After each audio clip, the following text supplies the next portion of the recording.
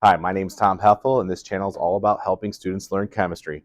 In this video, we're going to be talking about Graham's law and what effusion and diffusion is in relation to gases. So let's get right into it. Okay, when we're talking about diffusion, we're talking about the spread of a gas molecule through another medium. So I have kind of like this black dot here, which is representing our gas molecule that's going to be diffusing, and it's going to be diffusing through maybe like air or another substance, but it has to be going through another substance or another medium. So when the diffusion occurs, it is going to bounce off of things, and it might take a while to get to, its final destination. Okay, so it won't be a straight path. Okay, it's going to bounce off of all other molecules. Okay, so if I was to spray some air freshener here, that cloud is going to diffuse throughout the classroom, but it's going to have to tear through, okay, and bounce off other molecules to get from one end of the classroom to the other end of the classroom. So once again, diffusion is the spread of a gas molecule through another medium. In most cases, that's usually through the air that's in a classroom or in a laboratory setting, okay? Effusion's a little bit different. When you're talking about effusion, we're talking about having a container, and this is completely sealed. It's not open, so it's sealed.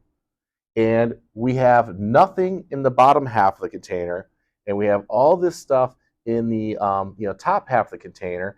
And basically, these gas molecules are going to be banging around, but there's a tiny slit, a tiny opening. And how fast the gas molecules travel through that tiny opening, okay, is what effusion is. So effusion is kind of like the escape of gas molecules through a tiny hole, okay? And I think balloons are a great example of kind of like this phenomenon. So if you have a latex, rubber balloon that you filled with air, okay, when you come back a couple of days, that a lot of the gas has escaped, and you'll see a smaller volume of the balloon, okay? The faster that those gas molecules move, the faster the effusion will be, because there's a lot of tiny little holes in latex rubber, okay? So that's why balloons deflate over time. Where if you had like a mylar balloon, which is kind of the balloons that look like aluminum foil a little bit, there's no holes in those. And as long as those are sealed really, really well, you're not going to have any effusion come out of those mylar balloons, okay? So when I talk about balloons and effusion, I'm talking about the latex rubber balloons that you have like at birthday parties. Okay, well, what we're going to be talking about now is like, well, how fast do things diffuse, or how fast do things effuse? Okay, and it's all based on how fast the gas molecule is moving. The faster the gas molecule is moving, the faster it will diffuse through a classroom, or the faster it'll make its way through the tiny hole, whether that's a balloon or in the sealed container, okay? Now, what determines the speed of the molecule is going to be two things. The 3 is constant, the R is constant, but temperature and molar mass are not constant, okay? Temperature being in the numerator, if you increase the temperature, it has a direct relationship to the speed of the molecule, okay? So if temperature goes up, the speed of the molecule goes up. And most students at this level know that if you heat something up, those gas molecules are going to start to move faster. And then we have molar mass here. Now, molar mass is in the denominator, okay? So if you increase the molar mass of a substance, it's going to move more slowly. So our heavier molecules are going to move slower than our lighter molecules, okay? So the way you can get the speed of the molecule to be the highest, okay, is with a high temperature or a small molar mass, okay? And what we're going to do is we're going to kind of work with this equation, which is kind of like the speed of the molecule. So the equation for the speed of the molecule is 3RT over molar mass, okay? And sometimes I ask my students, okay, well, what is the speed of nitrogen at room temperature or 25 degrees Celsius, okay? Well, you're going to have the temperature, okay, but we're probably going to have to convert that over into kelvins, okay? So 25 degrees Celsius is 298 Kelvin. And then you're going to need the molar mass, okay? And the molar mass of N2 is going to be 28 grams per mole. And then students want to just plug these numbers in. Okay, so let's go ahead and see what we would get if you just simply plug the numbers in to this equation of 3RT. So they look up R, which is 0.08206 ATM liters over mole Kelvin. Got our temperature in here at 298 Kelvin and a molar mass of 28 grams per mole. And they just kind of plug these numbers in and say, okay, well, the speed then has to be 1.62. And I say, hold on, okay? You're making a mistake because you're not tracking the units, okay? If you track the units, you can see that the kelvins cancel out, okay? And the moles cancel out, but the ATM liters and the grams don't cancel out. So the units that you would get would be the square root of ATM liters over grams. And I say, that's not a speed unit, okay? So there has to be something wrong with what we're doing here. This is not right, okay? And the answer is we can't use the 0.08206 version of R. You're going to have to use the 8.314 version of R. And if you're taking AP Chemistry, that 8.314 number is on the reference sheet, okay? If you're in college chemistry, this might be something that your professor makes you memorize or something you need to study before your exam, okay? So let's kind of retry this problem because obviously the units did not work.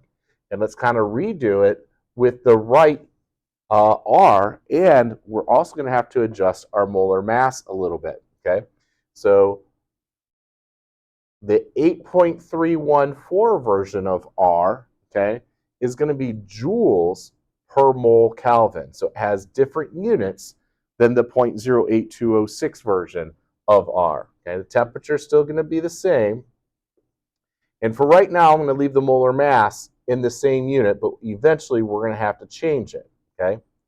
And when you look at the units here, you might say, well, this doesn't make sense either, unless you know what a joule is equal to, okay? And we should know what a joule is equal to at this level in the classroom. A joule is equal to kilograms times meters squared over second squared. That is what a joule is equal to.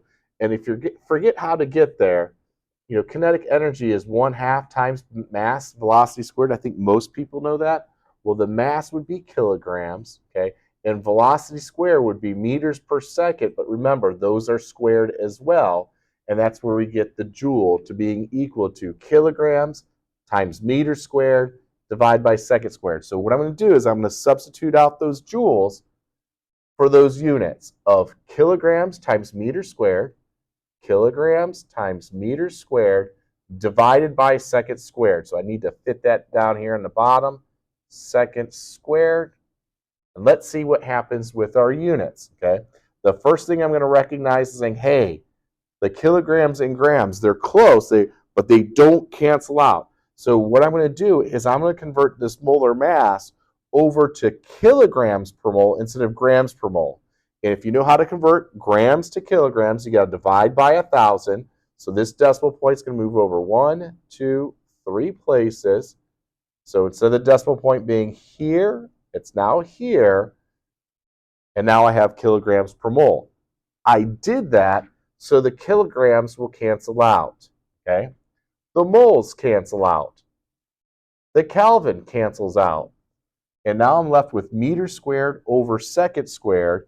And when you take the square root of that, that is going to equal to a unit of meters per second, which sounds a lot more like speed than the square root of ATM liters over grams. Okay? So when I work this out, okay, we find out that the gas molecule is moving at 515 meters per second.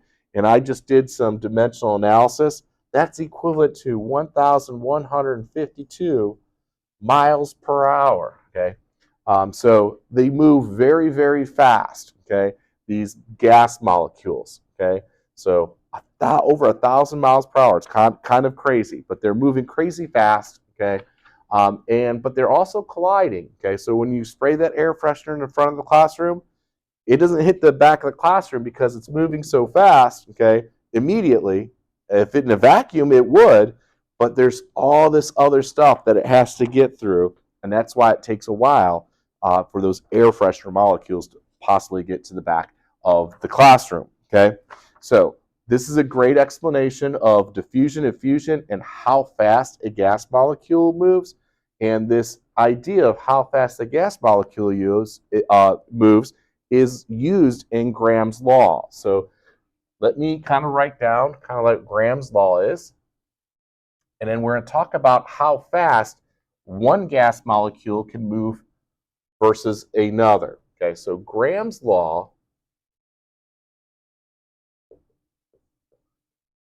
gives us a relationship of how fast the gas molecules are moving. So it's rate 1 over rate 2 is equal to the molar masses, but since molar mass is in the denominator, they get switched. Okay, so 1 is going to be on the bottom because it's on the bottom. Okay, if this is on the bottom, then the molar mass is going to be on the top. Okay, so if we were comparing two molecules, let's say we were comparing argon and xenon.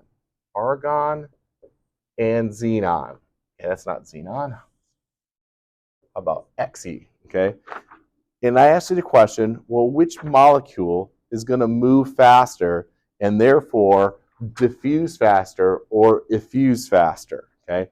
And it's all going to be based on the molar mass, because if we have two substances like argon and xenon in the same environment, well, their temperature is going to be the same. Like if we did this experiment in the classroom, well, the classroom has the same temperature. So when we do Graham's law, we're kind of assuming that they're in the same environment and the temperature is going to change or stay the same.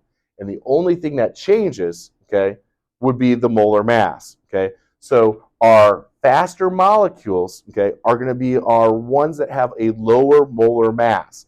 Those are going to be the ones that make it through the tiny hole faster. Okay, the heavier ones, okay, are going to be slower. Okay, and it's all based on molar mass. So Graham said, hey, the rate in which these things diffuse, okay, is going to be dependent only on their molar mass if they're in the same environment. Okay, so when we look at argon and xenon, I look up their molar masses. Okay, argon has a molar mass of 40 grams per mole, and xenon has a molar mass of 131.3 grams per mole.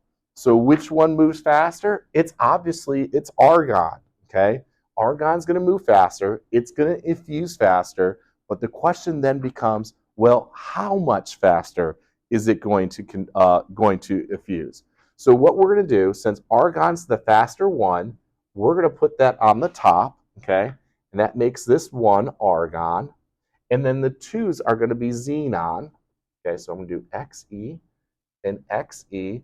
And then we simply are going to do the math, because we want to know how much faster is the argon effusing compared to the xenon. That's what Graham's law is all about. So I'm going to take the molar mass of xenon, which is 131.3 grams per mole, and I'm going to divide it by 40 grams per mole. And as you can see, these units are going to cancel out, okay? And I take 131.3 divided by 40 and take the square root of that.